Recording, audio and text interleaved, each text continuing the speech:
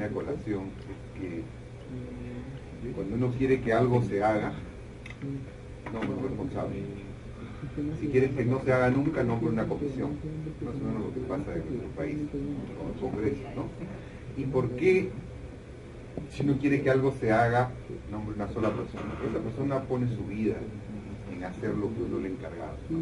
Pero aparte de eso, si uno se lo encarga, a pesar de que sea una sola persona, le dice, quiero que hagas esto, bueno, puede pasar el tiempo y cuando uno le pregunta, bueno, todavía no está listo, ¿no? Oye, no me dice este recurso. Si uno quiere que se haga y que se haga bien, tiene que ponerle fecha, tiene que estar para esta época y tiene que hacerlo con estos recursos. Bueno, todo eso significa una sola cosa. Ese emprendimiento conviértelo en un proyecto. Entonces, muchas empresas han descubierto que la forma correcta de hacer las cosas es hacer proyectos. Quiero que esto sea, ok, lo vuelvo proyecto. Quiero hacer, por más pequeña que sea la cosa, lo hago como proyecto. ¿Por qué? Porque con eso tengo la garantía, uno, de que alguien va a dar la vida por ese proyecto, el jefe de proyecto, a quien le encargaron el proyecto, ¿no es cierto? Dos, voy a tener un marco de tiempo, y tres, voy a tener un límite de recursos asignados a ese proyecto. ¿Sí?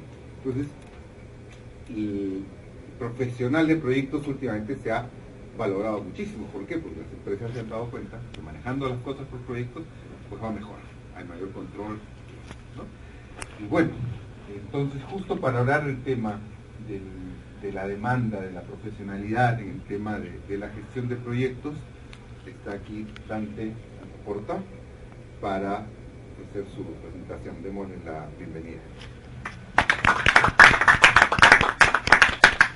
Muchas gracias. Muy bien. Pero pues, bueno, estamos un poquito atrasados. Proyectos de media hora. Proyectos de media hora. Perfecto, ya está el tiempo ya está establecido. Entonces, vamos a avanzar lo más rápido posible. Bueno, ya presentar mi nombre, Dante Porta, yo soy ingeniero de sistemas de la UNI. Hace poco obtuve la certificación Scrum Master, que es básicamente un marco de trabajo de metodologías ágiles. Y bueno, trato de complementarlo con la metodología formal, que es la gestión de proyectos del TMI, ¿no? Que es el Instituto de Dirección de Proyectos. Bien, vamos a avanzar. Vamos a ver, está dividido en dos partes básicamente la presentación del día de hoy. La primera parte, lo que ustedes ven ahí, es de definiciones algo básicas, desde qué es un proyecto hasta las dimensiones de gestión de proyectos. Y bueno, vamos a avanzar rápidamente sobre estos temas. Si tuvieran alguna consulta o pregunta, no duden en hacerla en este momento, ¿sí? Para poder hacerlo más ágil y más dinámico. Se habló, mi colega anterior habló sobre el tema de seguridad. Vean, tanto la seguridad como los proyectos en nuestro mercado, o básicamente a nivel de cualquier tipo de proyectos, más que la técnica o las herramientas, lo más importante es el recurso humano. Y el recurso humano, las personas en este caso, deben estar comprometidas con sus proyectos para poder alcanzar esos objetivos. Entonces, el éxito de todo proyecto está centralizado y debe estar centralizado siempre en el recurso humano. ¿Sí? Hace 2 semanas aproximadamente me tocó capacitar al Ministerio Público en lo que es arquitectura SOA.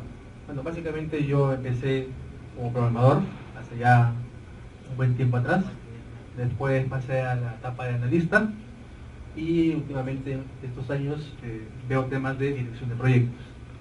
Y ahí en el Ministerio Público pues y se habló mucho del tema de seguridad, ¿no? Ahí les mencioné que cuando entré, básicamente la primera vez sí hubo una revisión que trae usted, cómo se llama, quién es y a dónde viene.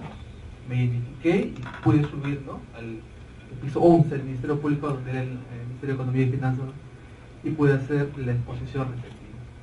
La siguiente vez, al siguiente día, ya no me hicieron tantas preguntas, ¿no? Justamente quedé mencionado. ¿Por qué? Porque ya me conocían, sabían que era el expositor. Y eso les mencioné también a la gente del Ministerio Público al final, ¿no? Oiga, aquí su seguridad me parece que está un poco relajada. Yo he venido, la primera vez me dijeron, me escribieron la laptop, quién era, para qué venía. Yo pude darle una bomba, le digo, ¿no?, el día de hoy. Y sin embargo, no me revisaron nada. Pasé libremente. Entonces, el tema de seguridad sí justo me hizo recordar esa anécdota que les dice a la gente del Ministerio Público y prometieron que al día siguiente ya me iban a revisar de manera exhaustiva, ¿no? ¿Sí? Ese es un inconveniente. Bien, entonces, ¿qué es un proyecto?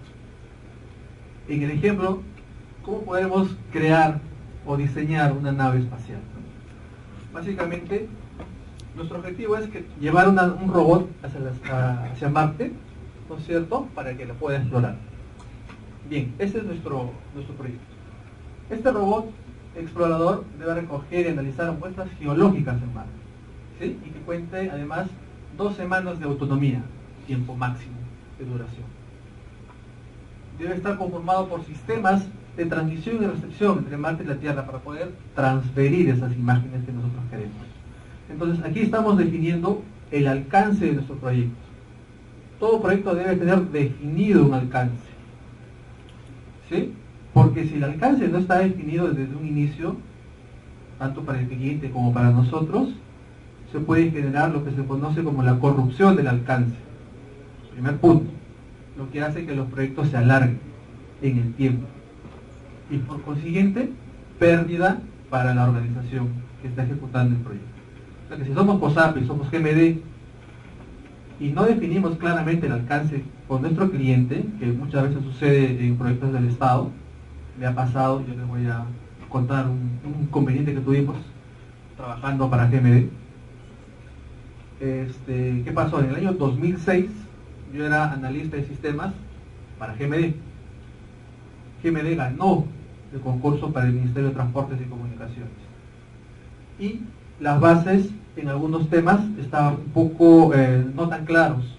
Había mucha ambigüedad. Por lo tanto, el Ministerio de Transportes tenía una interpretación de lo que se quería con el proyecto. Y a medida que avanzábamos en el proyecto, que estuvo estimado en 8 meses, comenzaron a ver los inconvenientes y los problemas. Se comenzaron a hacer las especificaciones de casos de uso, el primer entregable tenía observaciones, se levantaron, en el segundo entregable pues más y más inconvenientes porque había una interpretación que tenía el cliente y nosotros teníamos otra. Por consiguiente, ese proyecto que estaba estimado en 8 meses, duró hasta 1 año 8 meses, ¿no? Y GMD tuvo que pagar su bolsillo, nuestros sueldos, obviamente. Lo último que supe de ese proyecto fue que el GMD y el Ministerio de Transportes comenzaron a irse a un arbitrio. Bueno, no es un juicio realmente, pero era un arbitrio para poder determinar si es que el Ministerio de Transportes debería pagar hasta la fase, bueno, hasta el tercer entregable que entregó GMD. Entonces ahí hay un problema bastante grave con respecto al alcance del proyecto. Otro tema que se debe evitar en la gestión de un proyecto es lo que se conoce como el enchapado de oro o gold plating, que es dar funcionalidad no solicitada por el cliente, con la finalidad de quedar bien, ¿no? Son 2 puntos que nos dice el PMI o el Instituto de Dirección de Proyectos que deberíamos evitar siempre, ¿sí? Entonces, estos puntos que ustedes ven acá son los que nos define, para este ejemplo bastante sencillo, lo que debería ser un proyecto en general. De manera específica, el PMBOK, que es la guía de buenas prácticas para la dirección de proyectos, nos define que un proyecto es un esfuerzo temporal, ¿sí? Un esfuerzo temporal que nosotros debemos ejecutar o llevar a cabo. ¿Para qué? Para obtener un producto, un servicio o resultado único. Esa es la definición de un proyecto. Pueden haber otras, pero si nosotros nos basamos, como les mencioné, en esa guía de buenas prácticas, esa es la definición que debemos tener en cuenta siempre. Entonces, es temporal. Es de elaboración progresiva. ¿Por qué? Al inicio no podemos tener toda la información que necesitamos para poder hacer el planeamiento adecuado. Entonces, debemos siempre trabajar y elaborarlo de manera progresiva. ¿Para qué? Para obtener al final nuestro producto deseado, ¿sí? Entonces, hay diversos grupos de procesos que lo vamos a ver en unos momentos.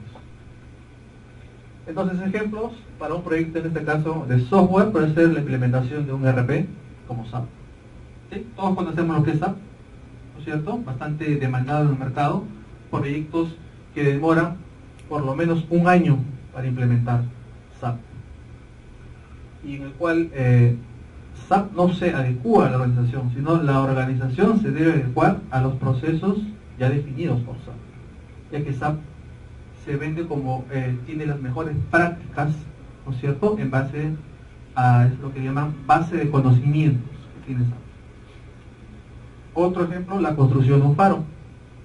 En este caso es ya la aplicación de la ingeniería civil, ¿no?, o eléctrica básicamente, en el cual también tienen que definir ya ciertos procedimientos estandarizados. La diferencia con la ingeniería de software es que la ingeniería civil ya tiene sus procesos más definidos. Entonces sabemos cuál es el rendimiento, ¿no es cierto?, de un obrero, de la mano de obra específica que lo da Capeco y lo actualiza mensualmente. En cambio, en software, ¿cómo podemos definir el rendimiento estándar de un programador junior? Llámese Juan Pérez o llámese Manuelito Pérez. En base a su experiencia, ¿cuántos años de experiencia de programación tienen? ¿Qué pasa si tienen que ambos conocen .NET y el proyecto nuevo es en Java? ¿Cuál va a ser su tasa de rendimiento? ¿Cuántas líneas de programación pueden hacer mensualmente, semanalmente, etcétera, ¿no? Es bastante complicado, es muy difícil medir ese tipo de rendimientos. Podemos hacer estimaciones, ¿sí?, pero no hay algo que nos diga exactamente que Juan Pérez va a tener un rendimiento siempre parejo en el tiempo de su proyecto, ¿sí? Otro, desarrollar una página web. También lo podemos definir como un proyecto y podemos establecer nuestra metodología para poder implementarlo. Las restricciones en un proyecto, básicamente hay 3 restricciones básicas que se conocen. Uno es el alcance, el tiempo y el costo. Estas 3 variables iniciales ahora se han expandido, ya no son 3. La gestión moderna de proyectos nos dice que debemos considerar 6 variables: alcance, tiempo, costo. En el centro está la calidad de nuestro proyecto y lateralmente tenemos los riesgos y los recursos. Recursos técnicos, en el caso de desarrollo software base, hardware, pero también el recurso humano, que es lo más importante en todo proyecto. Y los riesgos que deben ser cuantificados, ¿sí?, para nuestro proyecto. Bien, asimismo tenemos que conocer, tenemos que tener una idea de qué es proyectos y operaciones. ¿Qué significa esto? Las empresas tienen estrategias de negocio, tienen objetivos. Su objetivo es siempre crecer, vender más, facturar más, tener utilidad. Es la razón de ser de una empresa. Por lo tanto, esos objetivos, ¿no es cierto?, tienen que estar alineados a sus estrategias de negocio.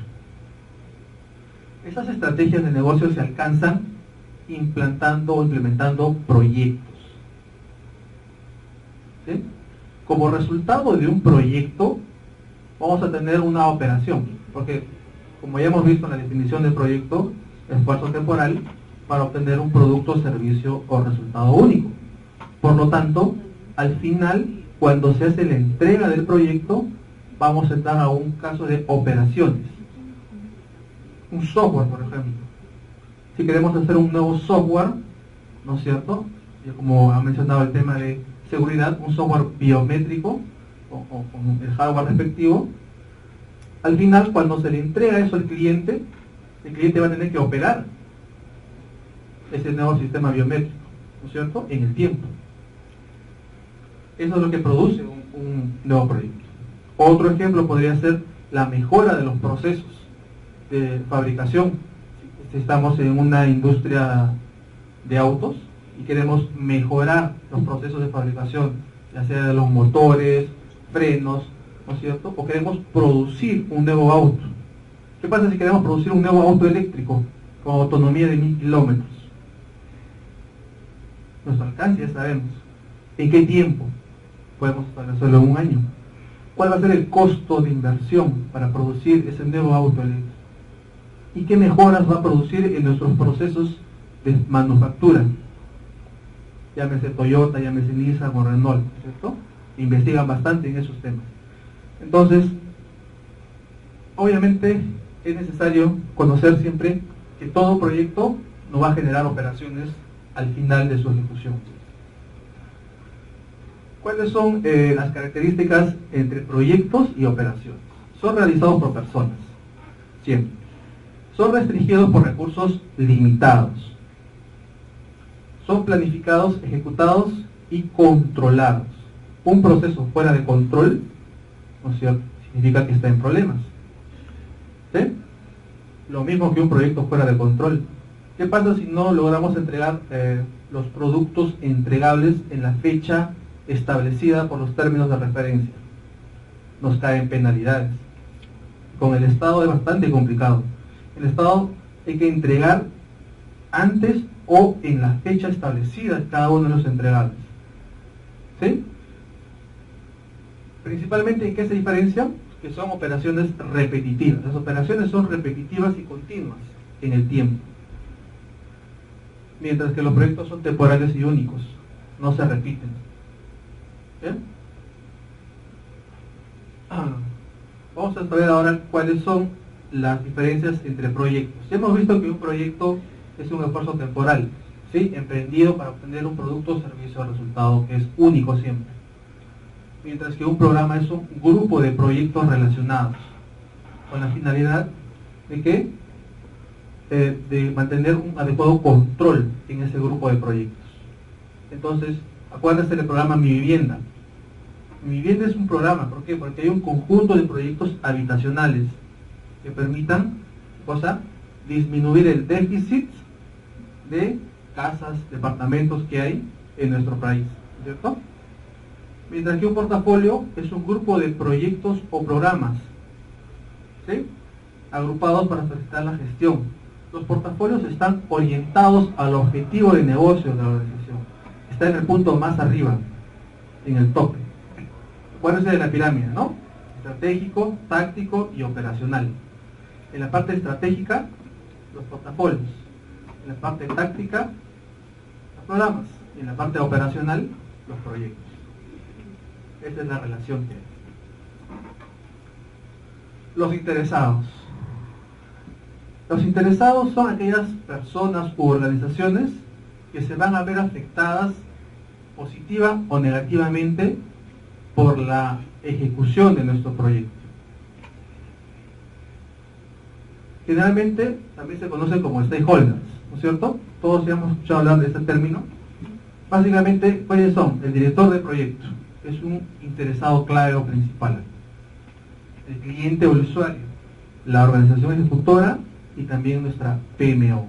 La PMO significa la organización, la oficina de dirección de proyectos. A ver, ustedes se acuerdan, hay un caso emblemático actualmente, ¿no? Conca. Conca actualmente tiene un problema de la población está en contra de ese proyecto. ¿Por qué? Porque básicamente dentro del estudio de impacto ambiental han considerado secar 4 lagunas, la minera, ¿no? Ni un punto. Ese estudio indica que 4 lagunas de esa población van a desaparecer. ¿Qué significa entonces para mí como poblador de Cajamarca no tener mis lagunas? Como yo soy agricultor, yo vivo de esas lagunas. Va a afectar, ¿qué cosa? Mi sustento. ¿De qué voy a vivir posteriormente si ya no tengo el agua para poder sembrar y cosechar al final? Pero ¿qué pasó ahí?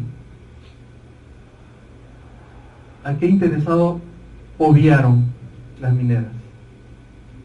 A la población, ¿no es cierto?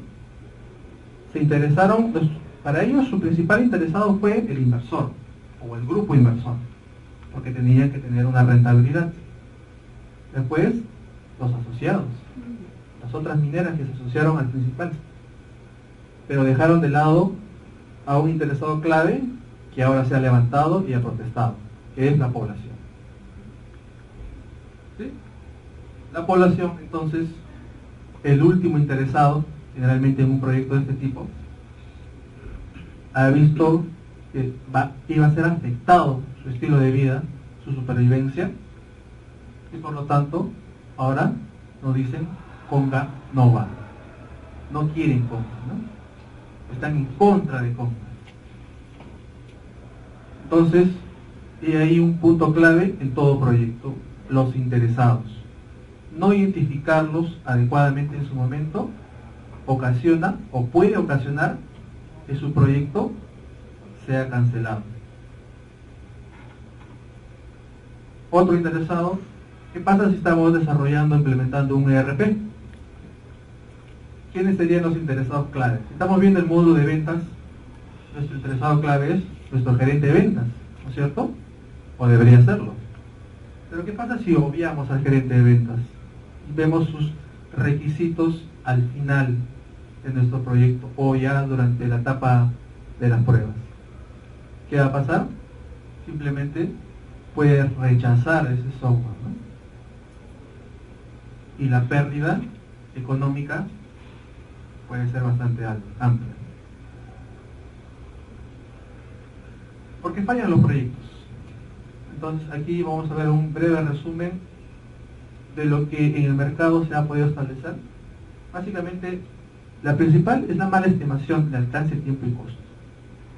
No tener un adecuado estimado de esas tres variables va a ocasionar que su proyecto tenga problemas. Inadecuada identificación de riesgos. Los riesgos que pueden haber deben ser cuantificados en la medida de lo posible, ¿no? ¿Por qué? Porque son valores económicos. Por ejemplo, ¿qué pasa si nos dice la minera, en este caso llámese Antamina, queremos establecer o queremos construir un nuevo centro de cómputo, porque la comunidad así lo exige, ¿no? La comunidad quiere que sus hijos puedan navegar en internet, puedan investigar. Entonces nos contratan como directores de proyectos para poder construir ese centro de cómputo allá en Antamina, ¿no? Generalmente, como es en la sierra, estamos a más de 4.000 metros sobre el nivel del mar. Y si nos dicen queremos que todo esté terminado para el mes de marzo, ¿no es cierto? Y estamos iniciando en octubre. Imaginemos que iniciemos en octubre de 2012, tenemos que estar todo concluido en marzo 2013. Durante la fase ya de construcción, tenemos que llevar nuestros equipos. Tenemos que llevar las computadoras, tenemos que llevar los modems, las antenas, todo lo necesario para poder implementar adecuadamente nuestro centro cómputo. Y si en nuestro cronograma hemos establecido que para el mes de entre diciembre y enero debemos estar llevando estas computadoras, ¿qué puede ocurrir? Generalmente durante esos meses llueve en la sierra, caen huaicos, hay problemas de comunicación. Entonces ahí debemos identificar que hay un principal riesgo, la pérdida total o parcial de sus activos. Y debemos de prevenir. ¿Cómo? Contratando un seguro. Si contratamos un seguro contra riesgo, una pérdida total o parcial, podemos transferir ese riesgo, ¿no es cierto?, al seguro. Obviamente es un costo que tiene que ser presupuestado, pero con eso ya nos estamos, ¿qué cosa?, evitando posibles problemas. Otro riesgo que puede ocurrir ahí, que se nos olvide, por ejemplo, ¿qué pasa en la sierra, no? Cuando llueve bastante, puede caer rayos y truenos. Y si hemos obviado hacer nuestro pozo a tierra, ¿cuál es el riesgo que cuando caiga un rayo malogre nuestro centro de cómputo, ¿no? Entonces, ya son otro tipo de riesgos que debemos ir identificando para tener adecuadamente implementado nuestro centro de cómputo. ¿Sí? Son dos ejemplos básicos que debemos siempre tener en cuenta. Planificación inadecuada o inexistente. A ver, es bastante conocido en nuestro país que no nos gusta planificar. Muchas veces obviamos esta etapa porque la consideramos que no agrega valor a nuestro proyecto. ¿Quiénes usan el metropolitano por acá? ¿Por qué usan el metropolitano? ¿Alguno? ¿Nadie? ¿El tren eléctrico? ¿Nadie usa el tren eléctrico? Tampoco. Bueno, esas preguntas las hago a mis alumnos siempre en el OTP y ahí se utilizan mayormente el metropolitano y el tren eléctrico, ¿no? Por ejemplo, en el metropolitano, los usuarios principales o los interesados principales al final fue la población. Pero el metropolitano tuvo una planificación, ¿no es cierto? Dijeron 1 año iba a durar. Al final, ¿cuánto duró? Casi como 3 años. Dijeron iba a costar 100 millones de soles, ¿no? Al final costó casi como 400, y creo que un poquito más. El tren eléctrico, ¿cuándo se inició? En el 85, en la época del primer gobierno de Alan. Lo inauguró en el 90 antes de irse y no funcionaba. Lo volvió a inaugurar antes de irse. Tampoco funcionaba porque recién iba a estar en pruebas. ¿Se dan cuenta? ¿Qué pasó con la planificación ahí? Simplemente no hubo. El tema político, ¿sí?, se sobrepuso a lo técnico, como casi siempre ocurre en nuestro país, ¿no? Ese es el principal problema que hay en nuestros proyectos actualmente, ¿no? Y en la vida diaria también. Entonces, la planificación inadecuada o inexistente no es buena. Se va a reflejar en el resultado de nuestros proyectos. Y ahí justamente quiero hablarles también un poco del tema de Scrum. Creo que había una persona también, un profesional que también estuvo comentándoles que es una metodología ágil, ¿no? Y que Scrum también nos plantea, nos dice, no planifiques tanto, ¿no? Ahí lo que más se establece es una planificación más rápida y más efectiva, lo que nos dice, ¿no? ¿Cierto? Pero no nos dice que no planifiquemos, ¿no? Muchas veces yo he conversado con algunos chicos también ahí y nos dicen, profesor, ¿por qué tanto PMBOK y tanta planificación? ¿Por qué mejor no utilizamos Scrum? Pero Scrum tampoco te dice que no planifiques. El plan nos dice que no obvies esos temas, sino que lo hacen de una manera un poco más rápida, se podría decir, ¿no es cierto? En el caso de metodologías ágiles. Así es. No identificación de stakeholders. No identificarlos a tiempo en su momento trae problemas a su proyecto. Equipo de proyectos sin capacidades y sin motivación. Un equipo desmotivado que no le interesa pues alcanzar los objetivos de su proyecto va a repercutir en el desarrollo del mismo. Por lo tanto, como directores de proyectos debemos hacer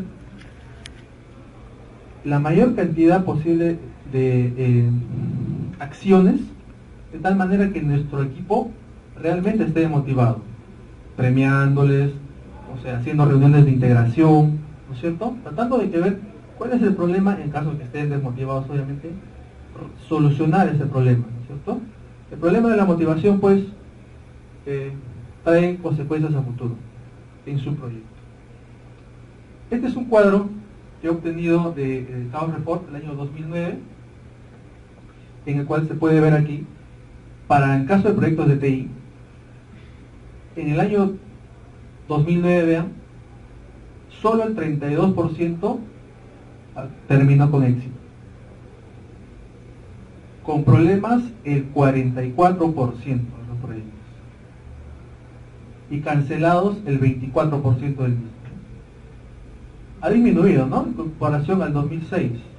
Sin embargo, este porcentaje todavía sigue siendo demasiado alto. Y por consiguiente, las pérdidas económicas también siguen siendo elevadas. Entonces, esta guía de buenas prácticas, o el PMBOK, nos dice que su aplicación en los proyectos puede traer como consecuencia una alta probabilidad de que su proyecto culmine con éxito. No dice que utilizando todas las técnicas o herramientas tu proyecto vaya a culminar sí o sí con éxito. Tu probabilidad se incrementa. ¿Sí? Esa es la diferencia. Tampoco no es una metodología. El PMBOK es una guía de buenas prácticas. La metodología la hacen las organizaciones, las personas. La metodología ya debe estar basada en una serie de políticas y procedimientos para poder gestionar adecuadamente sus proyectos. Para eso se puede implementar una oficina de dirección de proyectos, una PMO. Hay muchas organizaciones en el Estado, todavía tengo algunos amigos que ya están poco a poco empezando a estos temas, ¿no? Implementar su PMO, en el caso de Contraloría. La Contraloría General de la República actualmente, bueno, en la cual yo trabajé en 2007 a 2009 como consultor, está en un proceso de gestión de proyectos basado en el PMBOK y para ello han generado su PMO. El Ministerio de Educación, básicamente el área de informática, también ha implementado su PMO y en base a la PMO están siguiendo esta guía de buenas prácticas para dirección de proyectos y además ITIL. ITIL es también una guía de buenas prácticas para la gestión de servicios. ¿Sí? Se están basando en esos dos puntos.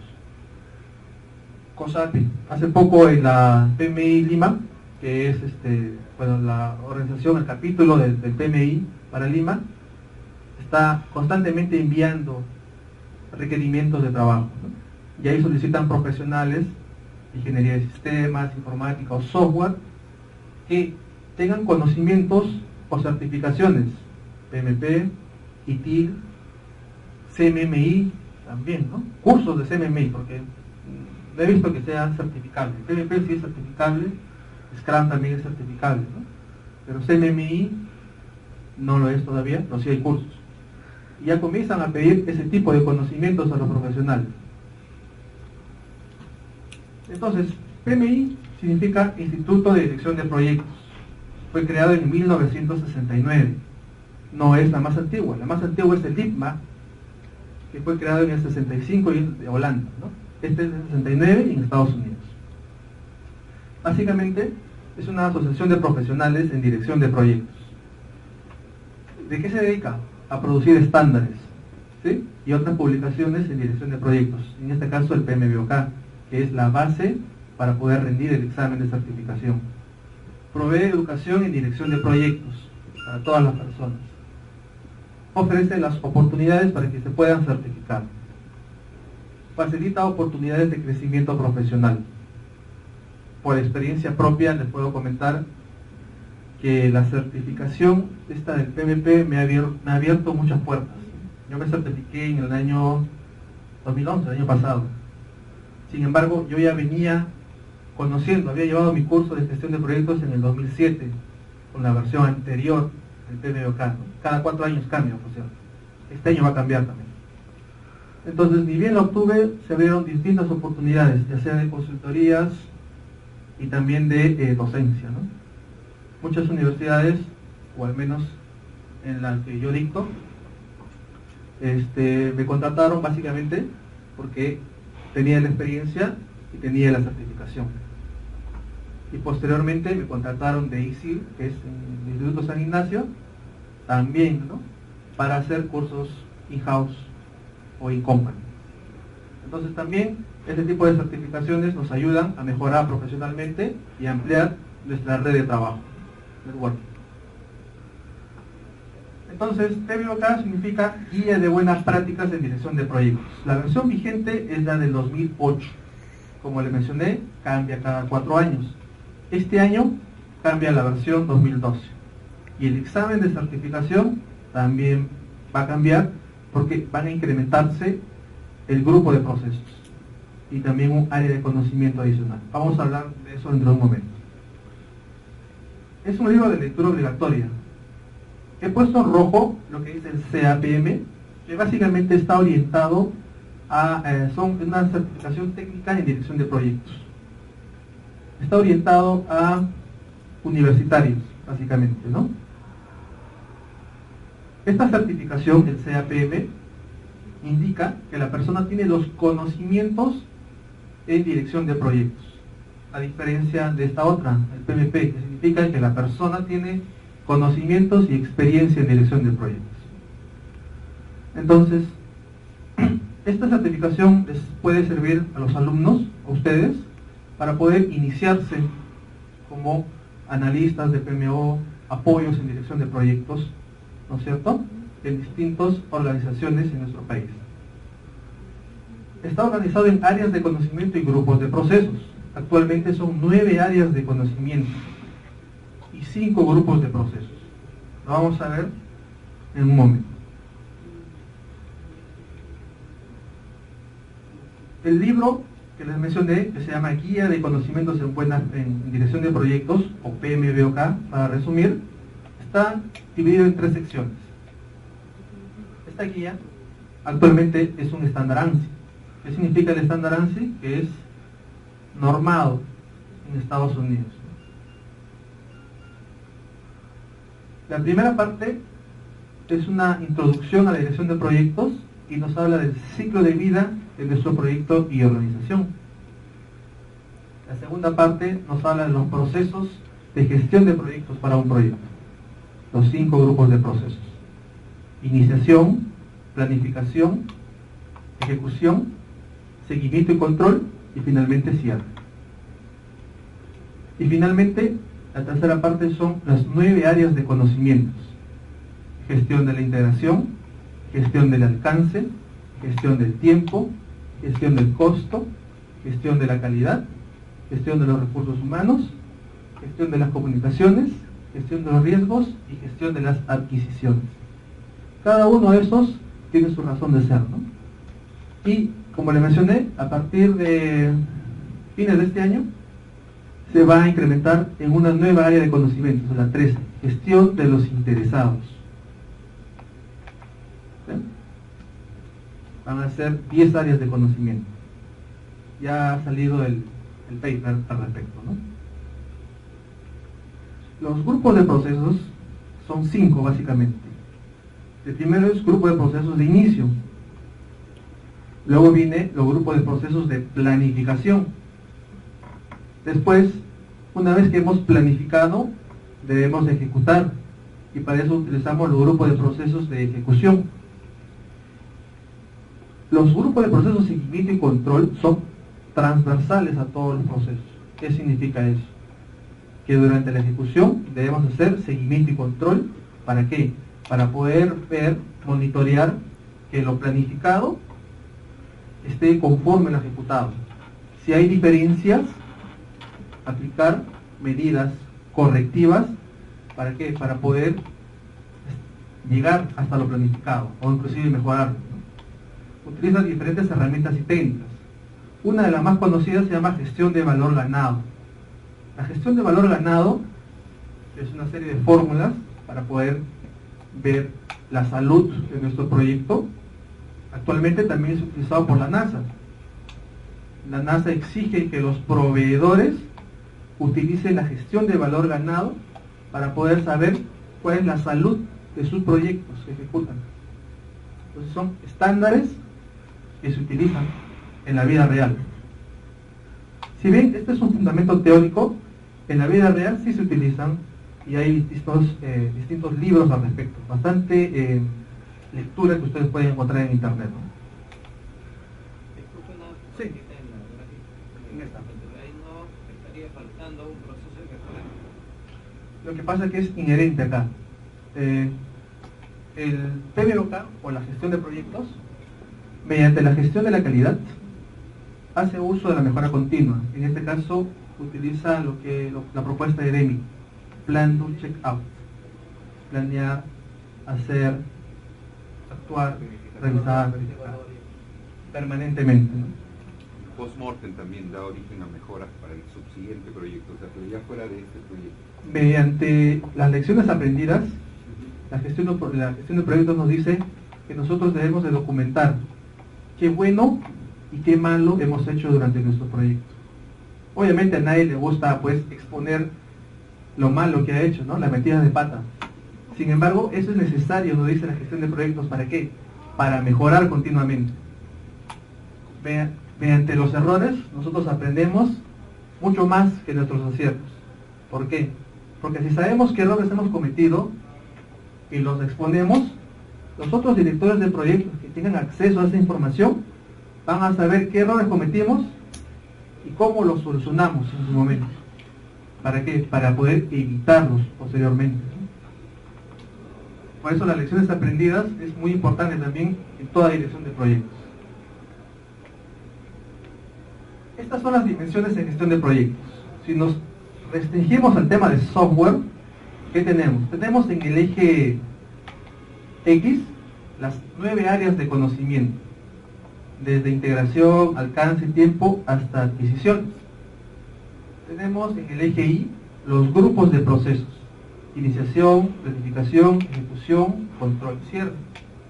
Y en el eje Z tendríamos, en el caso de desarrollo de software, primero la definición y justificación del proyecto, la identificación de requerimientos o la ingeniería de requisitos, el análisis y diseño, la programación o codificación, las pruebas y la puesta en producción, ¿no? Entonces, si queremos verlo como las dimensiones específicas, esto es la forma como deberíamos verlo siempre, todo proyecto. En el caso de un proyecto de ingeniería civil, construcción de un puente, una carretera, un edificio, esto eje X es el mismo, no varía. El eje Y también es lo mismo. Lo que varía es el eje Z, aquí, porque el área de aplicación ya es de ingeniería civil. Esto es lo que varía siempre. Bien, hemos culminado esta primera parte. Vamos a ir rápidamente a esta segunda. ¿Sí? Básicamente aquí les voy a explicar qué es el capítulo Lima, los capítulos estudiantiles, ¿no es cierto?, existentes actualmente, valores de la certificación y las estadísticas actuales vigentes, ¿no? El capítulo Lima, ustedes pueden ir al www.pmi.org.pe y van a encontrar esta página web, ¿no?, los cuales le va a dar información referente al capítulo Lima, al cual ustedes se pueden añadir o asociar. Las secciones estudiantiles actuales en nuestro país son las siguientes. Está la UNI, bueno, fue la primera sección estudiantil del PMI aquí en Perú, la Católica, la Universidad del Pacífico, Villarreal, la Universidad del Callao, la Agraria, San Marcos, la Universidad Nacional del Centro y últimamente la Universidad Tecnológica del Perú, en el cual debo decir que fui uno de los principales promotores, ¿no?, ya que uno de los estudiantes que llevó mi curso fue que incentivó a los demás grupos de estudiantes y lograron fundar la sección estudiantil de la UTP. No hay más por el momento. Quizás a futuro la Ricardo Palma también pueda, ¿no es cierto?, formar parte de su sección estudiantil. Y en el caso ustedes lo requieran, se pueden contactar distintos expositores. Yo conozco una serie de expositores que pueden tranquilamente venir. Entre ellos está, por ejemplo, Gustavo Quiroz, que lo tuvimos en el mes de mayo, allá en la UTP, donde él expuso metodologías ágiles, ¿no?, entre ellos Scrum, que básicamente fue también una de mis, digamos, en base a esa exposición y en base a los conocimientos que él tenía, fue que, digamos, me hizo que tomara la decisión, ¿no es cierto?, de poder también obtener yo esa certificación del Scrum Master. Básicamente, muy bueno, Gustavo Quiroz. ¿Cuál es el valor de esta certificación ofrecidas por el PMI? Como ya le mencioné, la primera certificación es como el PMP Junior, el CAPM, dirigida, orientada a estudiantes universitarios.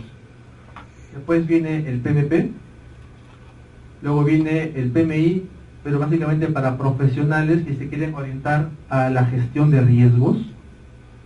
Aquí. La otra certificación, la siguiente, es Schedule Programming, profesionales que quieran gestionar la programación, o en este caso los cronogramas que se generan. El PGMP, que básicamente son para profesionales que quieran gestionar portafolios de proyectos. Y a partir de noviembre del año pasado, el PMI sacó el PMI Ágil, en concordancia con las metodologías ágiles que están entrando con bastante fuerza en el mercado. Básicamente esto está orientado a preguntas relacionadas con Scrum, con Kanban, con Lean y XP, ¿no? Son metodologías ágiles bastante conocidas. Bueno, al menos de repente no aquí en nuestro país, pero sí en Estados Unidos y en Europa, ¿no? De todas estas, como se ha mencionado, para el tema de estudiantes pueden iniciar con esta primera certificación, ¿no? Y a lo largo del tiempo pudieran especializarse. Esta es la más cara y la más completa de las certificaciones. Este examen de aquí de portafolio cuesta $1.500 el examen. Si lo aprueban, excelente, ¿no? Si no lo aprueban, volver a pagar otra vez para rendir el examen. Incremento constante de certificados del PMI. Actualmente nuestro mercado, el mercado peruano, ya demanda personal especializado, ya sea una metodología tradicional o una metodología ágil, que tengan el conocimiento del mismo y la experiencia sobre todo. Mayor demanda de profesionales certificados constantemente, se está incrementando. Es solicitado por empresas grandes para proyectos complejos. En el caso de Crañi Montero, ingenieros civiles, PMPs. En el caso de GMD, ingenieros informáticos de sistemas, PMPs. ¿Sí? Especializados en su área. Cursos ofrecidos por universidades actualmente, ¿no? Ya sea como diplomados o maestrías. Está la Ricardo Palma, la UNI, la Católica, la UPC, San Marcos y ESAN. Tanto ESAN como la UPC ofrecen maestrías en dirección de proyectos, mientras que la Católica y la Ricardo Palma y la UNI ofrecen diplomados en dirección de proyectos. ¿Cómo obtener la certificación PMP? ¿O por qué obtenerla, mejor dicho? Les va a brindar a ustedes un reconocimiento profesional en el mercado. Les va a generar oportunidades de crecimiento profesional como tales. Les va a dar un marco de referencia, un estándar, un lenguaje estándar, una jerga común en dirección de proyectos. Y es solicitado para cargos de dirección de proyectos. Como directores de proyectos, pues, su comunicación es constante con la alta gerencia, transversalmente con otros directores de proyectos, ¿cierto? Y verticalmente con su equipo de trabajo. ¿Qué significa eso? Que un director de proyectos constantemente se está comunicando. El 90% del tiempo de un director de proyectos lo invierte en comunicación. ¿Qué significa eso? Que el director de proyectos no es el mejor programador, no es el mejor administrador de base de datos, no es el mejor especialista en seguridad. Tiene otro tipo de habilidades que se denominan las habilidades blandas, las habilidades de gestión, de dirección, de comunicación, de negociación, de influencia en las organizaciones. Un poco como el tema del hackeo, ¿no? Tienen que influenciar siempre. ¿Sí? Son otro tipo de habilidades que ustedes pueden ir ganando en el tiempo y ir mejorando constantemente. ¿Cuáles son las estadísticas actuales en el Perú? Estas son estadísticas a junio de 2011, o sea, ya un año. Hay 1000 PMPs, a esa fecha ya había 1000 PMPs en nuestro país. En el CAP había 97. PGMPs solamente hay 2 en todo el Perú. En gestión de riesgos, 2. Y en gestión de cronogramas o programación, 3. ¿No? Para el tamaño de nuestro país, todavía somos pocos. ¿Y qué pasa con el tema de la oferta y la demanda? Cuando hay mayor oferta, perdón, hay bastante demanda y la oferta es poca, ¿qué pasa con los sueldos? ¿No es cierto? Son mayores. Es lo que pasó hace unos años con el tema de ingeniería de software, ingeniería de sistemas, ingeniería informática, ¿no? Ustedes sabían que hace unos años atrás solo en la UNI había la ingeniería de sistemas, ¿no? No había ninguna otra universidad que ofreciera ese curso o esa carrera. Y como la demanda era alta, los sueldos eran buenos. Pero después las demás universidades se pusieron las pilas. Comenzaron a sacar las carreras de ingeniería informática, en sistemas, software, básicamente esas carreras, ¿no? Nuestro mercado es relativamente pequeño, no ha subido mucho el tema de la demanda, pero la oferta se ha incrementado, porque cada año salen más profesionales. Entonces, por la ley de la oferta y la demanda, los sueldos comienzan a bajar. Entonces, ¿cómo estar vigentes en el mercado? Especializándonos, estudiando, capacitando, ¿no es cierto? Entonces, este tipo de conocimientos les ofrece a ustedes mejorar el tema de los ingresos. Porque ¿quién no quiere ganar un poco más? Siempre. Todos queremos ganar más. Queremos tener mejores cosas. Queremos incrementar nuestras habilidades. Siempre, ¿no? En el tiempo. Entonces, aquí hay una posibilidad para ustedes. Esta es la estadística comparativo entre enero 2012 a nivel mundial. Esta es una estadística del PMI a nivel mundial. PPPs en el mundo, 471.437. En América Latina, 20.130. El CAM, CAPM, 16.619. Y en América Latina, 819. A enero 2012. A abril de 2012, ¿cuántos CAM? 17.568. Y en América Latina, 866. ¿Cuál es el incremento, no? Hay incremento sustancial en cuanto a certificados. Entonces, espero pues que esta charla les sirva a ustedes para que puedan involucrarse más en la dirección de proyectos, para que puedan ganar nuevas habilidades y sobre todo para que puedan mejorar profesionalmente. Gracias.